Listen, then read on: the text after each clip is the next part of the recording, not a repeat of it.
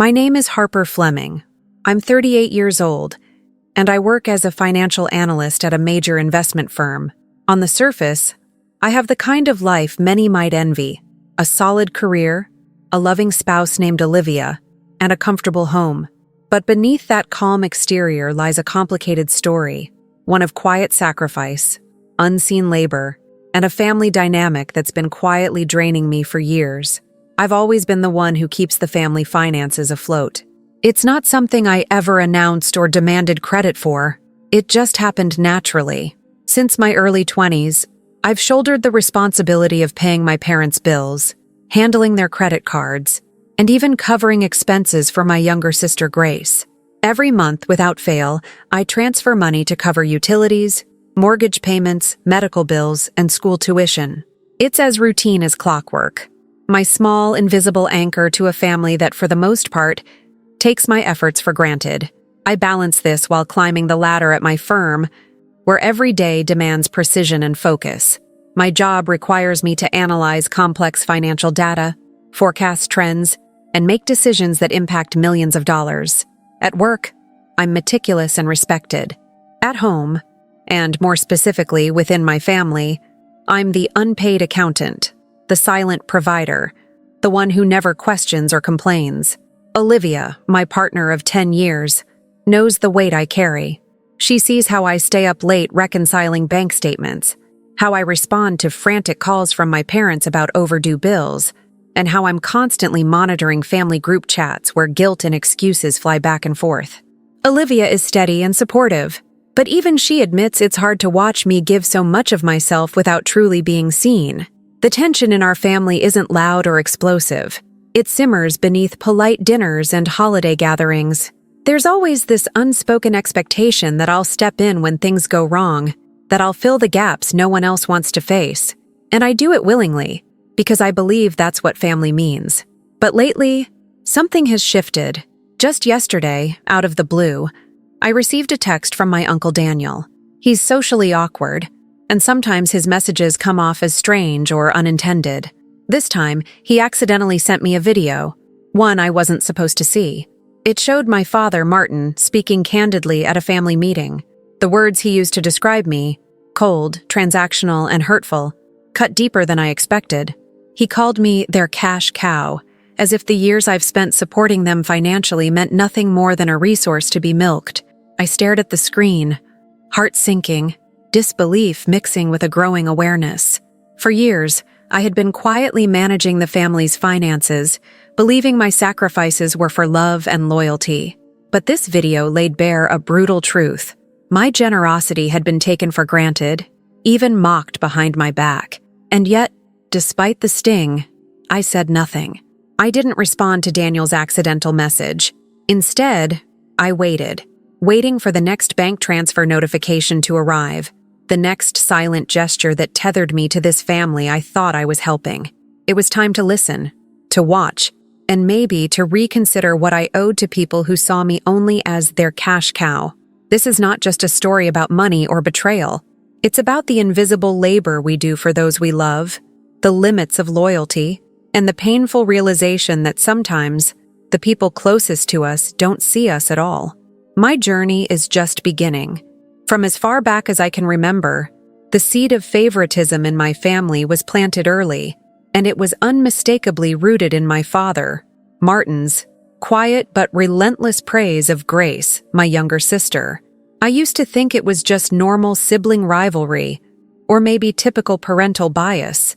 But looking back now with clearer eyes, it was something much more painful, a pattern that shaped how I saw myself and how my family saw me, or rather, didn't see me. Grace was the golden child, the one who could do no wrong in my father's eyes. She was the star athlete, the straight-A student, the bubbly personality everyone gravitated toward at family gatherings. Martin would beam with pride whenever her name came up. I remember the way his eyes lit up when he told distant relatives about Grace's latest awards, or how he'd casually mention her achievements during holiday dinners, as if her success was the family's highest honor. It was like Grace had an invisible halo that protected her from criticism or reproach. Meanwhile, my own efforts, whether academic or personal, were met with a different tone altogether. I was the responsible one, the quiet achiever who worked hard, but was expected to stay in the background. My grades were good, my career steady, but those things rarely earned a smile or a word of encouragement from my father. Instead, there was a subtle dismissal, an almost imperceptible shrug that said, "That's just what's expected." I wasn't bad, but I certainly wasn't remarkable. Not like Grace. One memory still stings vividly: my high school graduation. Grace's graduation a few years later was a lavish affair, complete with friends, balloons, and speeches filled with praise. My ceremony, in contrast, was modest and low-key. My father attended, but instead of celebrating me, he spent most of the evening talking about Grace's upcoming college achievements and how proud he was that she was already making a name for herself. I sat in the crowd, a tight knot forming in my stomach, wondering why my accomplishments felt invisible. That invisible thread wove itself into every family interaction. Birthdays, holidays, even casual Sunday lunches were often subtly tilted in Grace's favor. Gifts for her were thoughtful and generous, while mine were practical or last minute. When Grace struggled with something, be it school or social challenges, my parents rallied around her with support and sympathy. But when I faced difficulties, the message was clear: I should handle it on my own. The emotional support was reserved for Grace, the favored child. This dynamic extended beyond emotional favoritism. As I grew older, I found myself stepping into the role of the family's financial backbone, not because I volunteered outright, but because it was silently expected. When bills piled up or unexpected expenses arose, the responsibility landed squarely on my shoulders. I didn't protest. I thought it was just part of being the responsible one. And over time, I began to accept that my sacrifices were simply the price I paid to keep peace in the family. But the worst part wasn't the financial strain itself. It was how these sacrifices were downplayed or ignored. I remember the countless times I'd quietly pay for Grace's expensive college tuition or cover my parents' mounting debts, only to hear casual remarks about my generosity or family duty, as if it were something I should do without question. Praise was never heartfelt, and gratitude was a foreign language. My contributions were taken as a given, not as the lifeline they truly were. One particular incident stands out from years ago. I had just covered an expensive medical bill for my mother, a sum that nearly wiped out my savings. I expected at the very least a thank you or some acknowledgement. Instead, my father remarked casually, "You've always been the one with a head for numbers. It makes sense you handle the money." It was said like a simple observation, but to me, it felt like a dismissal, like I was nothing more than a bank, not a daughter. I internalized these moments, convincing myself that family dynamics were complicated and that love wasn't always expressed in ways I wanted.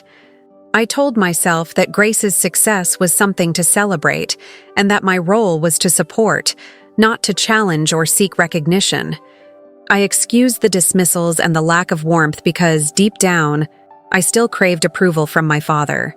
I believed that if I just kept doing my part, quietly and faithfully, someday they would see me for more than just a financial resource.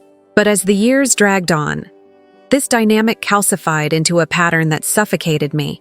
The favoritism wasn't just about Grace's achievements.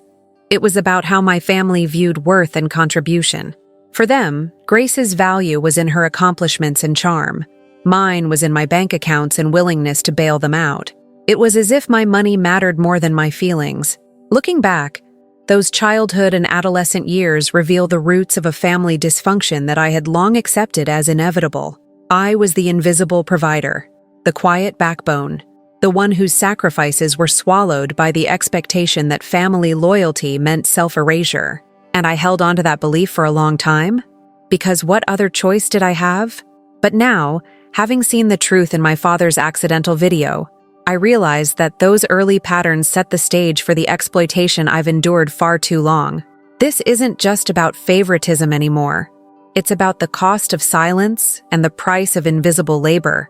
And it's about how years of being unseen can finally push someone to question everything they thought family meant. For years, I've been the one quietly patching up the holes in our family's financial ship, hoping that my efforts would keep us all afloat. Paying the monthly bills became a rhythm as steady as my own heartbeat. Utilities, mortgage, medical expenses, each payment a silent act of love and duty. Grace's tuition was a particularly heavy burden, one I carried without complaint, telling myself it was just part of helping a sister who deserved every opportunity. I'd transfer thousands each semester, watching the numbers leave my account but never hearing a genuine thank you, only the occasional demand to pay it on time. It was a role I slipped into so naturally, I barely noticed how much I was sacrificing until much later.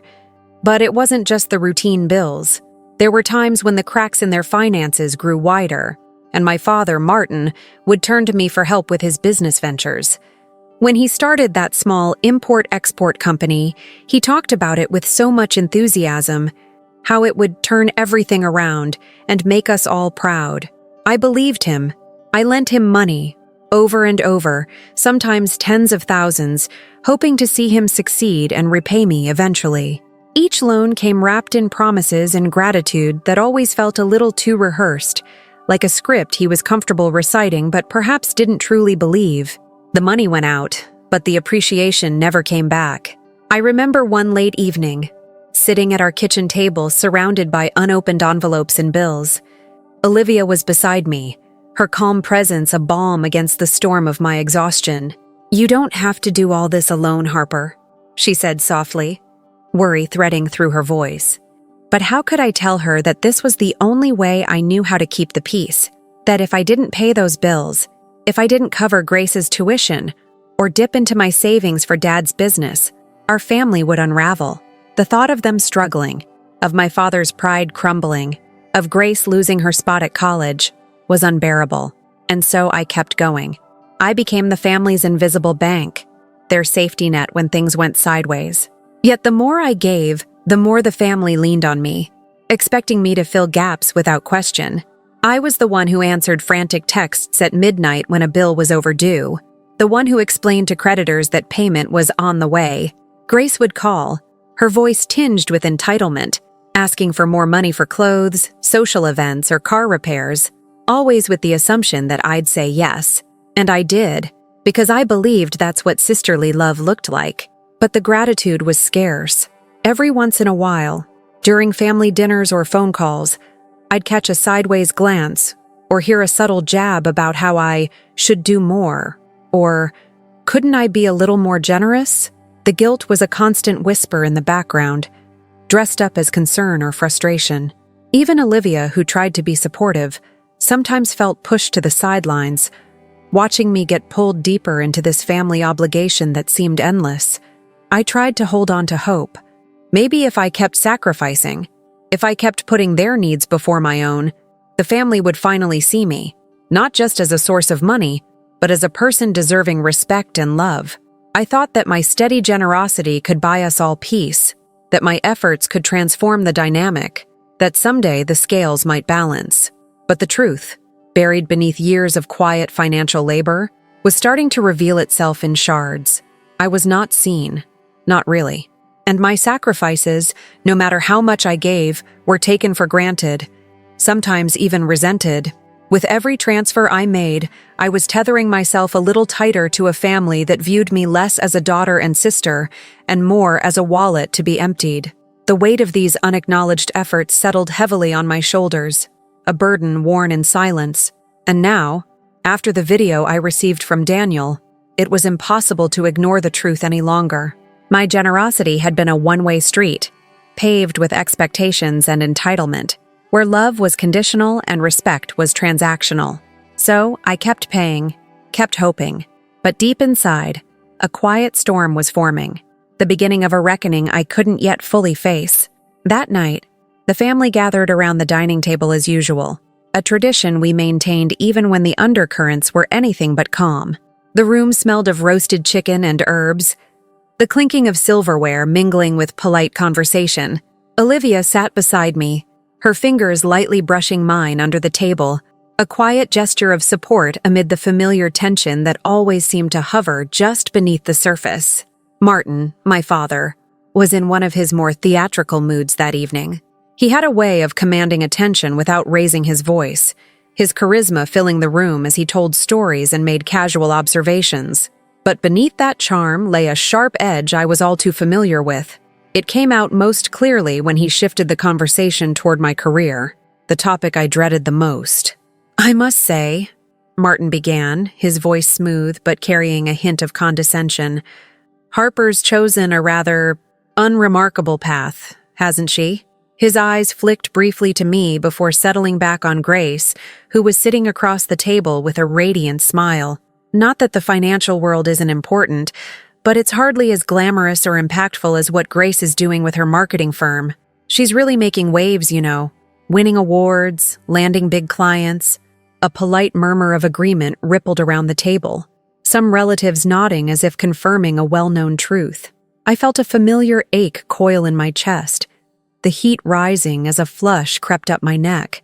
The words stung because beneath the surface, they weren't just about career paths.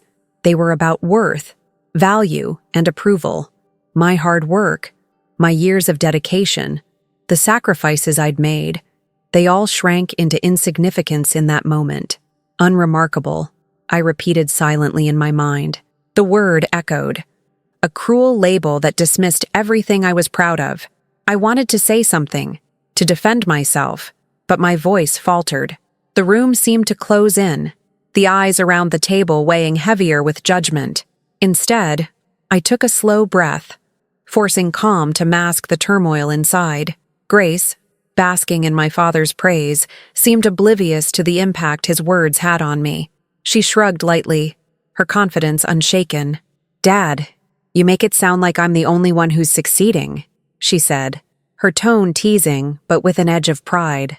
"Harper's the one who keeps us all grounded," she added quickly, as if on cue, trying to smooth over the moment. But even her attempt felt hollow, like a rehearsed line to keep the peace. Martin waved off her comment with a dismissive smile. "Grounded, yes, but sometimes the glamorous path is the one people remember." He looked back at me, the unspoken message clear. "You've always been dependable, Harper, but sometimes dependability isn't enough." The phrase landed like a weight on my soul. Dependable, reliable, words that, while positive on the surface, felt more like chains. Reminders that I was expected to be the family's safety net, never to shine or demand recognition beyond that role. Across the table, my mother exchanged a brief glance with Martin, her expression unreadable.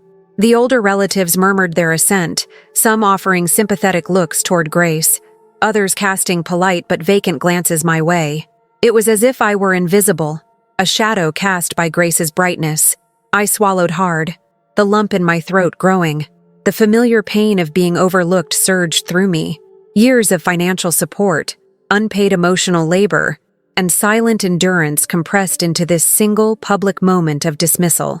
I wanted to tell them how much I'd sacrificed, how many nights I'd stayed awake balancing their bills, but the words caught in my throat, tangled in the fear of rocking the boat, of shattering the fragile peace I'd worked so hard to maintain.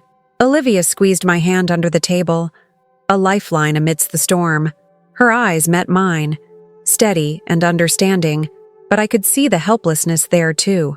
She wanted to protect me, to shield me from the sting of my father's cutting remarks, but this was a battle I had to face alone. I forced a small smile, nodding slightly as if to accept the verdict handed down by my father's carefully measured words. "Thank you for your honesty, Dad," I said softly, my voice barely above a whisper. It wasn't defiance. It was survival, a way to keep the evening from unraveling entirely. The conversation shifted soon after, the moment passing but the damage lingering like a bruise beneath my skin. I ate my food mechanically, every bite tasting bland and hollow. The sounds of laughter and chatter continued around me, but inside, a quiet storm was gathering, a swell of doubt and hurt I could no longer ignore. That night, as Olivia and I drove home, the silence between us was thick. Finally, she reached over and said, "You don't have to carry this all by yourself, Harper. You deserve more than this." And in that moment, I realized that maybe, just maybe, it was time to start hearing those words myself. That night, long after Olivia and I had gone to bed, my phone buzzed softly on the nightstand. It was a message from my Uncle Daniel, the kind of message I usually ignored without a second thought. But this time, the notification preview showed something unexpected. A video file. No caption. No explanation. My heart tightened as I hesitated, knowing Daniel's clumsy texting habits could mean anything. Still, curiosity won. I tapped to open it. The screen flickered to life, and I saw my father, Martin, sitting at the head of the dining room table, surrounded by several family members. The lighting was warm, the atmosphere seemingly casual at first. But then, his voice cut through the quiet, laced with a cynical edge I hadn't heard before. "You know," Martin began, glancing around the table, "Harper's just been our cash cow for years. Always ready to cover our messes, no questions asked." The words hit me like a physical blow. Cash cow. Those two cold syllables wrapped around years of sacrifice. Every bill I'd paid. Every debt I'd absorbed. The video continued, Martin's tone dripping with casual entitlement. "She thinks she's doing us a favor, but really, we're the ones who've been running the show. She's just the ATM to keep this family afloat." I felt my hands tremble as the room spun slightly around me. How long had he been saying this behind my back? How many times had I been the invisible bank? The one nobody thanked? The one my own father privately dismissed like a ledger entry? The laughter from a few relatives in the background felt like a cruel chorus, mocking my silent generosity. I swallowed hard, gripping the edge of the nightstand for support. A cold rage simmered beneath my shock, but also a piercing sadness. A deep ache knowing that the person I had loyally supported for so long viewed me as nothing more than a wallet. My head flooded with memories. Countless nights reconciling their bills, the whispered excuses when funds ran short, the empty thank yous that never came. The phone vibrated again. This time, Olivia's name lit up the screen. Without thinking, I called her, the video still open on my phone. When she answered, I didn't say a word at first, just showed her the screen. Olivia's eyes widened in disbelief, her usual calm shaken by the raw hurt in my father's voice. "I'm so sorry, Harper," she whispered, her voice thick with emotion. "You've been carrying so much for so long, and he sees you like this?" She reached over the phone as if to touch my hand. "This isn't who you are. You deserve better." In that moment, the layers of denial and hope I'd wrapped around my sacrifices began to unravel. I realized how deeply I'd been blinded by loyalty, how much I'd ignored the signs that my generosity wasn't met with gratitude, but with cold calculation. The man I called Dad had a version of me he shared only with those he trusted to laugh at my expense. But I said nothing. I didn't reply to Daniel's accidental text. I didn't send a furious message or demand an explanation. Instead, I sat in silence, letting the weight of the revelation settle over me. Part of me wanted to scream, to confront, to demand respect. Another part, the part that had endured years of quiet endurance, told me to wait, because the next payment was due in just a few days. I stared at the video again, watching Martin's smug expression, feeling a cold fire ignite inside. For years, I'd been the one keeping the family afloat without recognition. But now I knew the bitter truth. My kindness had been a business transaction to them, not an act of love. Olivia stayed on the line as I gathered myself. "Whatever happens next," she said softly, "you're not alone." I nodded, even though she couldn't see me. The truth had been exposed, and nothing would ever feel the same. But I had to be strategic. I had to be measured. Because deep down, I still wondered, how long could I keep paying into a family that saw me as nothing but their cash cow? And what would happen when I stopped? The night stretched on, the video looping in my mind. I felt the first stirrings of a resolve I hadn't allowed myself before. The silence I maintained was no longer submission. It was the calm before the storm I was preparing to unleash. That night, when I finally lay down in bed, the weight of what I'd just seen felt like an anchor tied to my chest. My eyes stayed wide open, staring at the ceiling as memories flooded in, each one a quiet testament to years of unreciprocated sacrifice. The phrase cash cow echoed in my mind, cold and clinical, stripping away every excuse I'd ever made for them. I felt raw, exposed, like I'd been living a lie, or worse, that my love had been reduced to a ledger entry in their books. All those years of paying bills, covering tuition, and bailing out my father's business ventures suddenly crystallized into a pattern that was impossible to ignore. It wasn't just happenstance or bad luck. It was a system, carefully maintained and fed by their expectation that I would always say yes. The way Martin and Daniel talked about me behind closed doors wasn't just careless gossip. It was the blunt truth of how they truly saw me. A resource, a bank account, a cash flow. I thought about the nights I stayed up late, cross-referencing bills, tallying up what I'd spent that month on the family's needs, the phone calls I answered at odd hours, the texts I responded to with a smile even when I was exhausted, the silence that followed every transfer, the absence of thank yous, the absence of genuine appreciation. Instead, there was always another need, another crisis, another expense waiting on the horizon. It was heartbreaking and infuriating. I remembered the subtle ways my family had depended on me without ever asking outright. Grace's casual requests for money, delivered with a kind of entitlement that made me shrink a little inside. My father's stories to relatives, glowing with pride for Grace's accomplishments, while I was the responsible one who handled the financial messes no one else wanted to touch. It was as if my identity was split into two. The daughter they celebrated, and the ATM they relied on. But I'd tried to look past it. I'd told myself this was family. That sacrifice was part of what love meant. I'd swallowed the bitterness because I wanted to believe in them, to believe in us, to believe that someday the gratitude would come, maybe in a smile, a kind word, or at least an honest acknowledgement of all I'd done. But now, after seeing that video, all those illusions shattered. There was a cold clarity settling over me. A clarity I hadn't allowed myself before because it was too painful. The truth was stark. My family's financial well-being was dependent on me. Yes, but it was a one-way street. They didn't see me as a daughter deserving respect and love.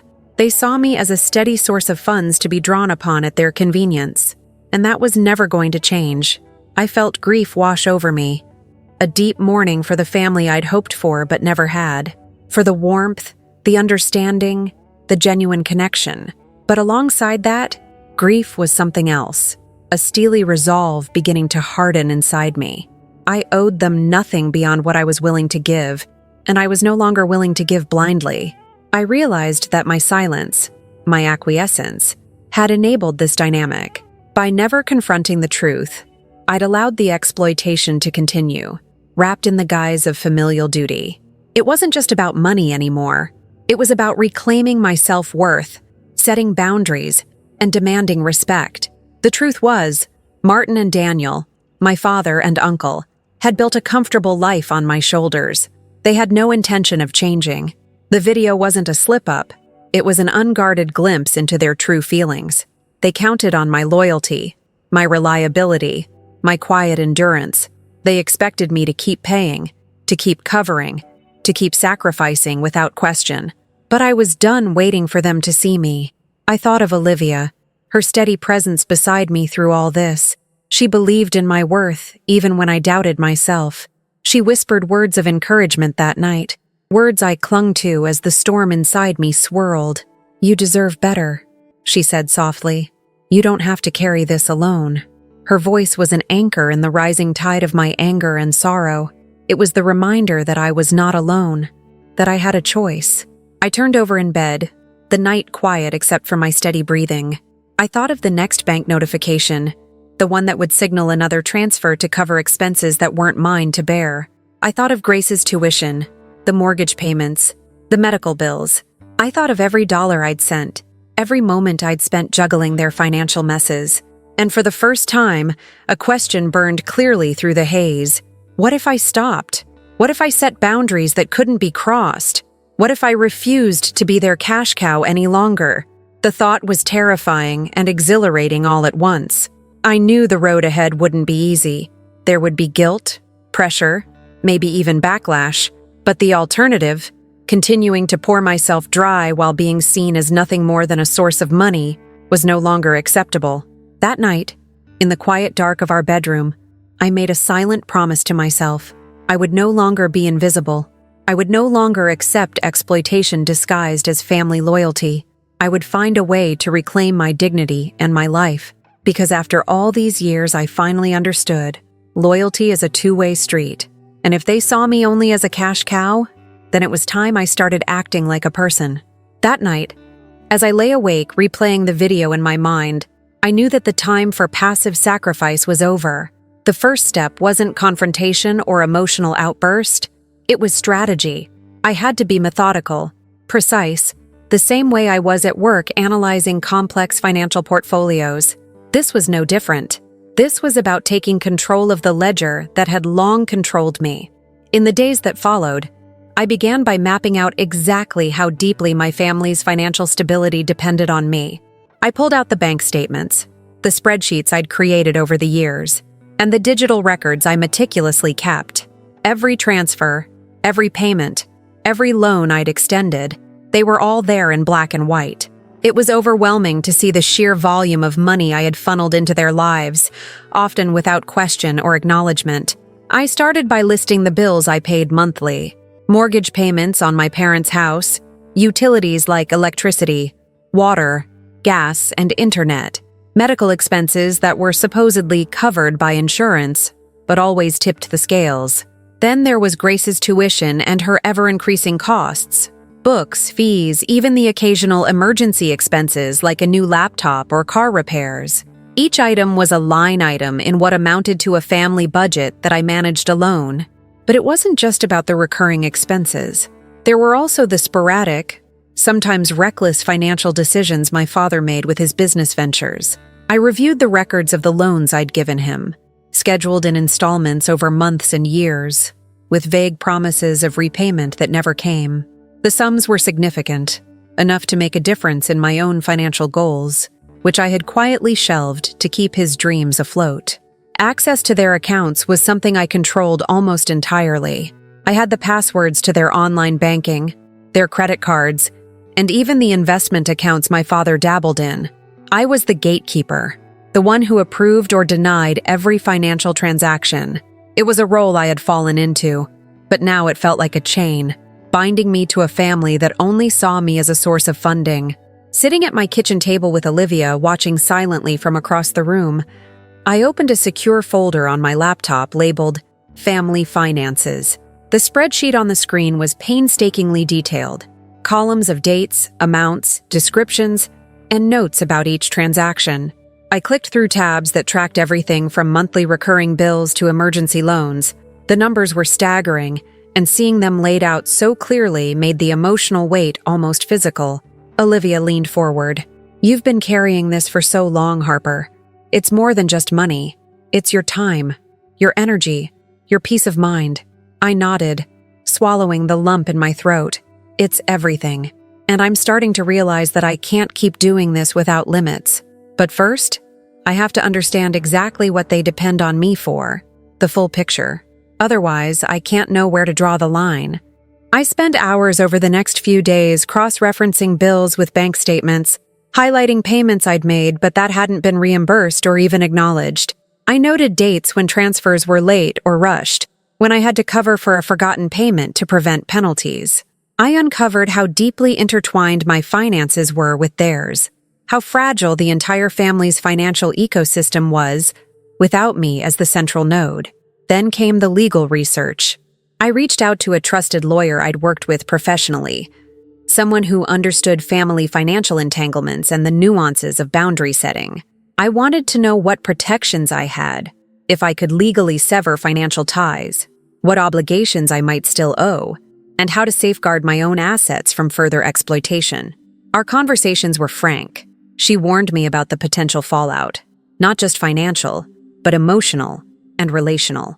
"Family dynamics are messy," she said gently. "Cutting off financial support can trigger backlash, guilt trips, even attempts to undermine your position. But you have the right to protect yourself, Harper. Your generosity doesn't obligate you to self-sacrifice."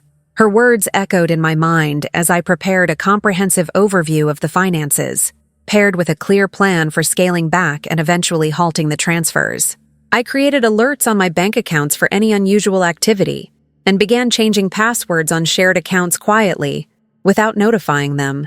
I set up rules to delay payments purposefully if necessary, to test how dependent they really were and how urgent their responses would be. Throughout this process, I maintained a calm exterior. At work, I was as composed as ever, analyzing markets and portfolios with my usual precision. At home, I masked the storm brewing inside me, careful not to reveal too much to the family until I was ready. Olivia was my confidant and anchor, reminding me to take care of myself even as I untangled years of financial entanglement. The more I dug, the more it became clear. This wasn't just about money. It was about power and control disguised as family loyalty. I realized that Martin and Daniel had built a system where my silence and steady support enabled their comfort and entitlement. Now, I held the keys to that system, and I was ready to reclaim my autonomy. But I knew I had to be strategic. Rushing into a confrontation would only play into their hands. I needed to build a foundation strong enough to stand firm against their inevitable pressure. Documenting everything, consulting legal advice, and setting up financial controls were the first moves in what I knew would be a long game. As I closed my laptop late one night, the spreadsheet glowing softly in the dim light, I felt a mix of exhaustion and resolve. The family's financial dependence was laid bare before me, no longer invisible or taken for granted. Now, I had the knowledge, the tools, and the quiet determination to change the narrative. I wasn't just the cash cow anymore. I was a woman ready to define her own worth, and that journey was just beginning. The first subtle shift came the next week. I noticed it immediately, how my usual rhythm of payments started to change, ever so slightly. Where before I'd been so punctual that the bills were paid days in advance, now some payments crept closer to their due dates. The electric bill, usually settled with a reassuring notification in my inbox before the deadline, arrived with a warning, payment pending. I didn't panic. Instead, I saw it as a necessary pause, a soft test of how much my family really depended on me. At first, I kept my responses to their calls and messages briefer, less frequent. Martin's voice on the phone, once casual and confident, now carried a hint of uncertainty when he asked about overdue payments. Grace's texts for a little extra were met with polite but firm refusals. "I'm trying to manage things differently," I told them. "I need to take a step back." The words felt strange coming from me, almost foreign, but they were true. It was the start of reclaiming space I hadn't known I needed. Behind the scenes, I became hyper-vigilant. The moment I suspected a payment was late or a new charge appeared on any family account, I would receive an immediate alert on my phone. I set up those notifications myself, a digital watchdog guarding against any unauthorized spending or sudden withdrawals. This was no longer about trust. It was about control. I needed to know exactly where every cent was going and to stop any spending that wasn't absolutely necessary. One evening, as I sat at the kitchen table, the soft hum of the city outside filtering through the window, I pulled out my laptop and began changing passwords, not just on their bank accounts but on credit cards, online bill pay portals, even the investment accounts Martin had dabbled in without my knowledge. Each password was stronger than the last, each old login wiped clean. I felt a strange mixture of sadness and empowerment. Cutting off access was like drawing a line in the sand, a silent declaration that things couldn't go on as before. I could feel their unease growing, even if they didn't yet realize why. When Martin called one afternoon, his voice was clipped, less warm than usual. "Harper, is everything okay? I noticed some payments are late." I hesitated, weighing my words carefully. "I'm just trying to get a handle on things," I said cautiously. "It's important I don't have to cover everything without some oversight." His sigh on the other end was heavy, but he didn't push further. For now, Grace was less subtle. Her texts became more frequent, sometimes tinged with frustration. "Come on, Harper. Just help me out this once," she'd write. Or, "You're being so weird. Why the sudden change?" I resisted the urge to reply impulsively. Instead, I found myself drafting responses, deleting them, rewriting. I wanted to set boundaries, but I also wanted to keep the peace. It was a delicate dance, one I'd never learned to perform before. Olivia watched all this unfold quietly. One night, she joined me at the table, her hand resting gently on mine. "You're doing the right thing," she said softly. "It's okay to protect yourself." Her words gave me strength when my resolve wavered. Sometimes the guilt crept in like a shadow. Was I abandoning my family? But then I reminded myself of that video, of Martin's words echoing in my mind. I wasn't abandoning anyone. I was choosing dignity over exploitation. The family group chats, once a constant buzz of urgent requests and passive-aggressive pleas, grew quieter. I noticed Martin and Daniel trying to coordinate payments among themselves more, a subtle scramble as they realized the safety net was shifting. I stayed silent, observing, letting the tension build beneath the surface. This was their problem now. At work, I remained as composed as ever. No one would guess from my calm demeanor that I was slowly dismantling the financial web that had held my family captive for years. I used my analytical skills like a scalpel, precision cutting through the entanglement of debts, obligations, and expectations. Every delayed payment, every withheld transfer was a calculated move, designed to test limits and expose dependencies. Late one night, as I reviewed the latest batch of bank alerts, I felt a flicker of something I hadn't allowed myself before. Hope. Hope that this new path, one where I wasn't the invisible cash cow but a woman setting her own terms, could bring peace. But there was also fear. The fear of what the fallout might be when the family finally realized I was no longer the endless source of their security. The lines had been drawn quietly, almost imperceptibly, but the shift was real. And as the days passed, the family's reliance on me became clearer. Not just to me, but soon, it would become impossible to ignore for them as well. The morning I decided to send the formal notice, everything inside me felt both heavy and strangely light, as if I was stepping off a precipice I'd been circling for years. I sat down at my desk in the quiet corner of our sunlit home office, the hum of the city just beyond the window, a distant backdrop to the storm I was about to unleash. Olivia was in the kitchen, the faint clatter of her preparing breakfast grounding me in reality. I took a deep breath, fingers resting on the keyboard, knowing this email would mark a turning point, not just in my family's finances, but in our relationships. I had spent nights crafting this letter in my mind, weighing every word carefully. This wasn't a rant or a desperate plea. It was a clear, professional declaration of boundaries. I opened a new email draft and began to write, each sentence like a stone laid to build a wall between who I'd been and who I was becoming. "Dear Dad and Uncle Daniel," I started, my fingers steady despite the knot tightening in my stomach. "Effective immediately, I am halting all financial transfers that I have been managing on your behalf. This includes mortgage payments, utility bills, medical expenses, and Grace's tuition." I paused, the words feeling heavier on the screen than in my head. "I will no longer be responsible for covering these costs, nor will I maintain access to any shared financial accounts."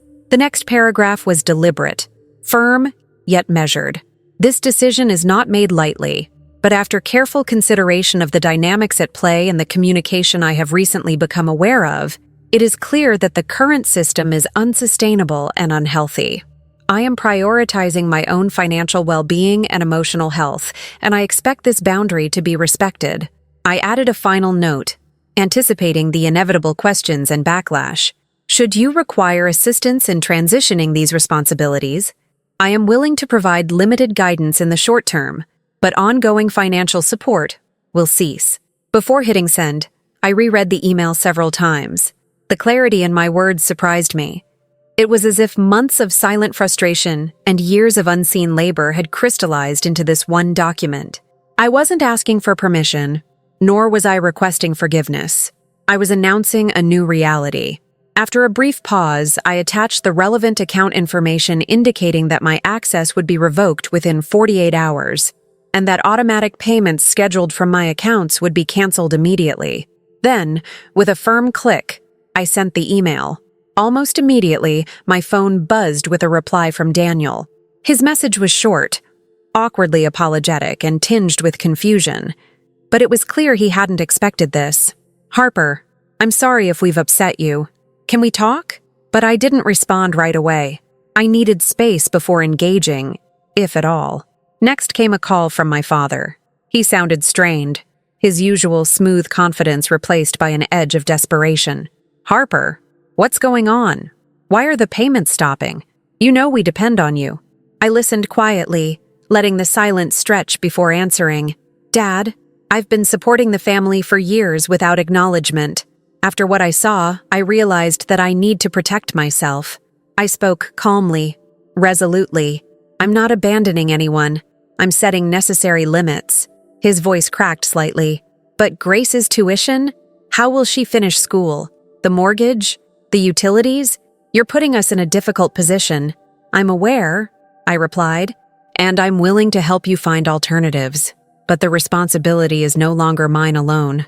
The line went quiet for a moment. Then, "I never wanted it to come to this, Harper. Please reconsider." But I knew that reconsidering meant returning to the same cycle of silent sacrifice and unacknowledged labor. I wasn't going back. Later that day, I shared the video, the one Daniel had sent me accidentally, with Olivia and a few trusted friends in the family who had always been quietly supportive. Their reactions were a mixture of shock and sadness, but also relief that I was finally standing up for myself. One cousin messaged back, "I had no idea it was this bad. You deserve better." That evening, as Olivia and I sat together on the couch, her hand resting over mine, I felt the weight of my decision settle fully. The family was stunned, scrambling behind the scenes to figure out how to cover the bills I'd stopped paying. I knew this would trigger a storm, guilt trips, perhaps anger, maybe even attempts at manipulation, but for the first time in a long time, I felt in control. The notification from my bank confirming the halt of automatic payments blinked on my phone screen. A small digital victory, but a symbol of much more. This wasn't just about finance anymore. It was about respect, boundaries, and finally recognizing my worth beyond the numbers in a ledger. And as the days unfolded, the family's fragile financial house would begin to show cracks visible to everyone, not just me. But for now, I sat quietly, letting the calm after the storm fill the room.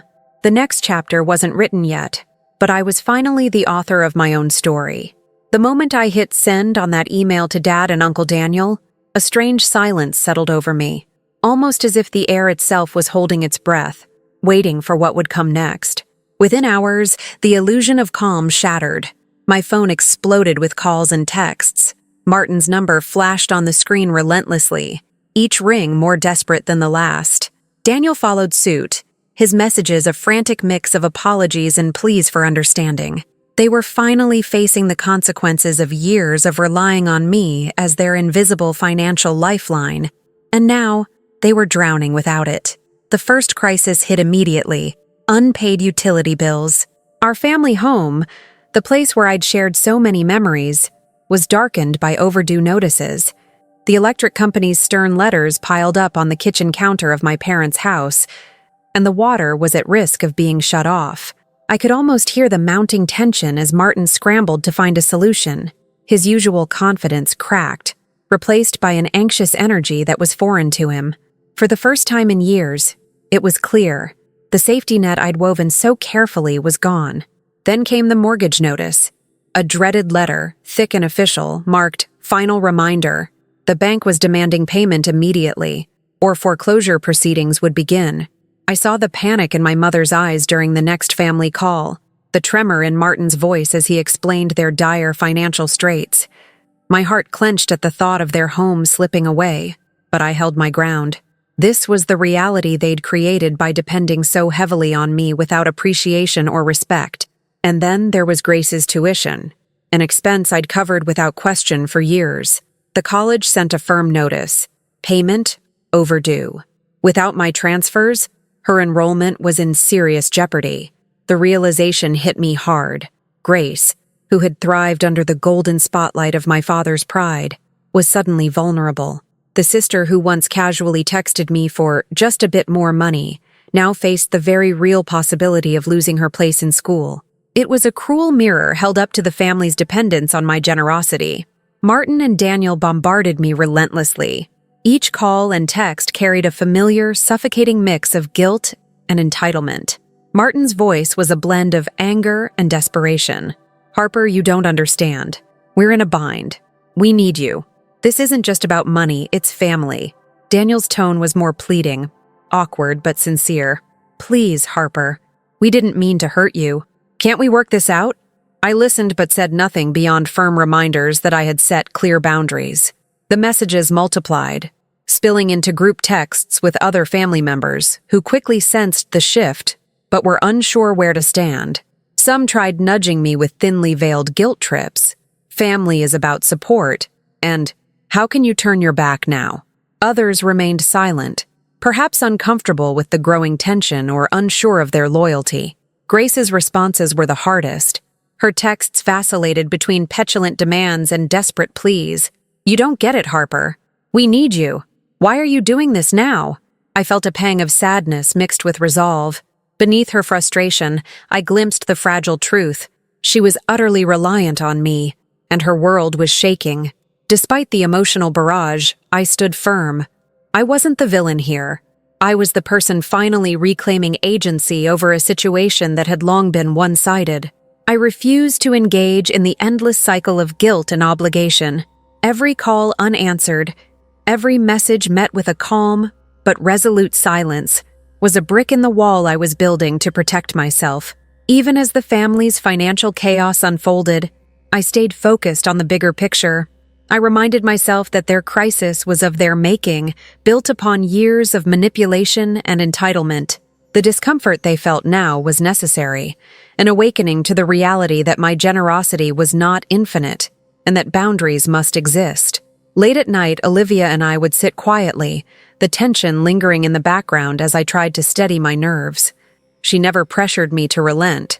Instead, she offered quiet support, reminding me of my worth beyond the ledger of payments and debts. It was her steady presence that kept me grounded when the storm outside threatened to break me. As days passed, the family's attempts to regain control only deepened their vulnerability. Unpaid bills grew, letters from creditors multiplied, and the mounting pressure rippled through the fragile facade of their once comfortable lives. Martin's business reputation took a hit as vendors grew impatient, and Daniel's awkward attempts to mediate fell flat. The weight of their dependence, once invisible and taken for granted, was now painfully visible to everyone involved. And while the immediate fallout was messy and painful, I sensed that the chaos was an essential step toward a long overdue reckoning. Though the crisis was unfolding fast and furious, I remained a quiet observer, no longer the family's cash cow, but a woman forging a new path defined by clear boundaries and self-respect. The next moves were theirs to make. My role had changed, and with it, the dynamics of a family forced to face the consequences of years of exploitation. And yet, even as the calls and texts persisted, my silence spoke volumes, a deliberate, unyielding message that some debts cannot be repaid with money alone. The aftermath of cutting off the financial lifeline was more devastating than I had imagined, but also, in its own way, strangely revealing. Almost immediately, the weight of unpaid bills began to bear down on the household my parents called home. Those seemingly small monthly payments I'd handled without fanfare, the electricity, the water, the gas, started slipping into arrears. Letters from service providers, formal and unyielding, arrived in stacks on their kitchen counter, bearing stern warnings and late fees. I could almost see the darkening atmosphere in that house, both literally and figuratively, as electricity threatened to be cut off and water services suspended. It was a harsh wake-up call. For years, I'd been the quiet guardian, the unseen hand steadying the family's finances. Now, the fragility of that balance was exposed, and the cracks began to widen. The mortgage notice was a blow that landed heavily. I received word through a strained phone call from my mother. The bank had sent a final reminder, demanding immediate payment or starting foreclosure proceedings on the family home. The panic in her voice was unmistakable. I wondered how long they'd thought this could go on without consequence. For so long, I had been the safety net catching every financial stumble, smoothing over every missed payment. The weight of their reality now pressed on me, slicing through the numbness I'd built. But despite the ache, I stood firm. This was the cost of their long dependence, the price of their indifference to my needs. Grace's tuition put another harsh reality in focus. The university sent a notice that tuition was overdue, threatening to revoke her enrollment if payment was not received promptly. I remembered the casual way Grace had texted me over the years, requesting just a little more money for books, fees, or the latest emergency expense. Now, that carefree assumption shattered, replaced by urgent desperation. It was a cruel irony that the sister once bathed in parental praise was now vulnerable, her bright future suddenly imperiled by the very financial support I'd provided without hesitation. The realization was a bitter pill to swallow, but it underscored the depth of the family's reliance on me. As the days passed, the fallout intensified. Martin and Daniel were relentless in their attempts to salvage the situation. Martin's calls came thick and fast, his voice shifting from confident and commanding to strained, edged with frustration and desperation. "Harper, this isn't just about money," he argued, his tone pleading yet sharp.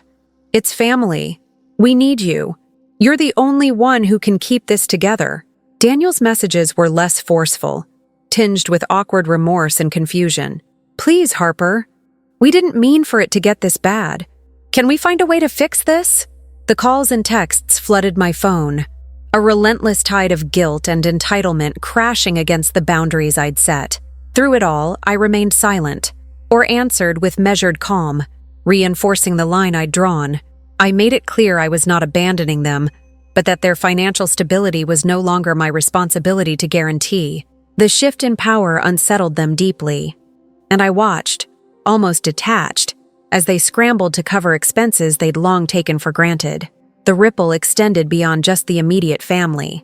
Other relatives, once distant but aware of the family's dynamics, began to notice the tension. Some quietly offered sympathy, or expressed regret for how things had unfolded, while others muttered about betrayal, loyalty, and what family should mean. Group texts filled with delicate pleas and veiled accusations began circulating, attempting to sway me back into the role of unquestioned provider. But I had evidence now, a record of every dollar, every unpaid bill, every moment of sacrifice, and the support of legal counsel. I was no longer vulnerable to manipulation. Grace was perhaps the hardest to witness unravel. Her texts fluctuated wildly, some days demanding, others pleading, always desperate. "You don't understand, Harper. We need you. This is all falling apart." Her tone was raw, revealing a vulnerability beneath the frustration. I saw her dependency laid bare, her world built on the financial foundation I'd quietly laid but was now pulling away from. It was painful. I felt a flicker of sadness for the sister I'd known growing up, but I also knew that enabling this pattern any longer would only deepen the codependency. Martin's business took a visible hit. Suppliers grew impatient as payments stopped arriving. Orders were delayed or canceled, and whispers of financial instability began circulating among his contacts. The carefully maintained image of a successful entrepreneur and family patriarch started to crumble, replaced by the grim reality of unpaid debts and mounting interest. Daniel, awkward and overwhelmed, tried to mediate but only intensified the chaos with his clumsy interventions. The veneer of control they once wielded was gone. Late fees and penalties piled up across the board. Utilities, mortgages, tuition, credit cards, all accumulating interest that threatened to spiral into insurmountable debt. The family's fragile financial ecosystem, propped up by my steady contributions for years, was collapsing without its cornerstone. The pressure in the family home grew palpable, turning once polite conversations into strained negotiations and bitter arguments. The emotional toll was undeniable, but I held firm, knowing that this turbulence was part of the reckoning they'd long evaded. Meanwhile, distant relatives began to question the narrative they'd accepted for so long. Some expressed quiet admiration for my fortitude. Others voiced confusion or disappointment. The once unified front of the Fleming family was fracturing, exposing long-buried resentments and alliances. The community's perception shifted, no longer viewing Martin and Daniel as unshakable pillars, but as figures struggling under the weight of their own choices. Through it all, I remained methodical, my resolve bolstered by months of preparation. I knew that some family members would express remorse too late, while others would double down on blame and denial. But that was no longer my concern. What mattered was preserving my dignity, protecting my resources, and charting a course toward a healthier future. The chaos unfolding was painful and messy, a storm born from years of unbalanced sacrifice and silent exploitation. But within it lay the possibility of growth, forced reckoning, and perhaps eventual healing. For now, though, the family I once supported with open arms was confronting the harsh consequences of their choices, and I, for my part, was no longer the invisible provider. I was a woman standing firm, guarding her worth, and watching the quiet unraveling of a family that had taken her for granted far too long. The day I set down my boundaries and sent that final notice, I braced myself for the fallout. But what I didn't fully anticipate was the quiet strength that would grow in me after. The phone calls, texts, and pleas from my father, uncle, and even Grace came fast and furious at first. But slowly, as the dust settled, a new chapter began. Not just for them, but for me. I realized that setting clear terms for contact was no longer just about the money. It was about respect, accountability, and fairness, the pillars on which any healthy relationship should stand. I knew I couldn't, and wouldn't, let myself be the family's cash cow any longer. I had to redefine what family loyalty meant for me, and that required firm boundaries. When Martin called again, his voice was heavy with disappointment, but I stayed calm. "Dad, I love you, but this isn't negotiable," I said steadily. "If you want us to have a relationship, it has to be one where I'm treated as a daughter, not a bank. That means respect for my decisions, honesty about finances, and mutual support. Otherwise, I can't keep going like this." It wasn't easy to speak so plainly. Years of habit had trained me to soften my words, to prioritize others' feelings above my own. But now, with Olivia's quiet encouragement behind me, I found a voice I hadn't fully used before, a voice that demanded dignity without apology. I set similar terms with Daniel, too. His awkward attempts to mediate slipped into genuine apologies, but I was clear that words alone wouldn't repair what had been broken. Accountability meant action, not just regret. And Grace, my sister, once the recipient of my endless financial lifelines, became the hardest conversation. Her texts shifted from entitled demands to confused, sometimes hurt questions. "Why are you doing this, Harper? Doesn't family mean anything to you?" she asked one night. I typed back slowly, choosing my words with care. "Family means love and respect, Grace. For years I believed that meant carrying you all financially. But love isn't just about money. It's about being seen, valued, and treated fairly. Right now, I have to take care of myself, and that means stepping back from supporting you the way I have." That message felt like a crack in the ice of our relationship. I don't know yet if it will melt or harden, but I know it opened a door that had long been closed. With those boundaries in place, my focus turned inward, to nurturing the relationships that truly sustained me. Olivia became my anchor.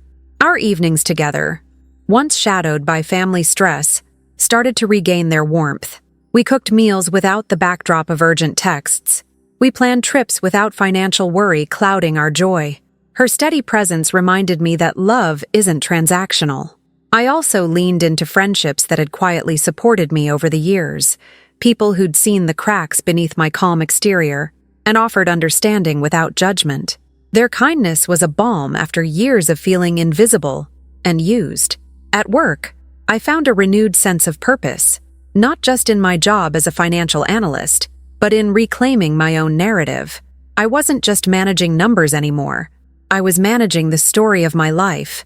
Each spreadsheet and report became a symbol of control and autonomy, a reminder that my value extended far beyond what I'd been told or how I'd been treated. The Fleming family now faces a crossroads of their own making. The financial instability is forcing them to confront the consequences of their choices. Whether that means growing into a new dynamic where respect and mutual responsibility flourish, or remaining stuck in dysfunction and denial, I can't say. But whatever path they take, I know I've already chosen mine. As I step forward into this new phase, I carry with me the lesson that loyalty does not require self-erasure. That being family doesn't mean losing yourself. And that sometimes, the hardest love is the love it takes to say enough and walk away from patterns that harm you. This is not a simple story of betrayal or forgiveness. It's a complex dance of boundaries, healing, and reclaiming self-worth. There's uncertainty ahead, no neat resolutions or easy reconciliations. But for the first time in a long time, I feel grounded in my own truth. Family will always be complicated, but I am no longer just their cash cow. I am Harper Fleming, someone who knows her worth and refuses to settle for less than she deserves, and that makes all the difference.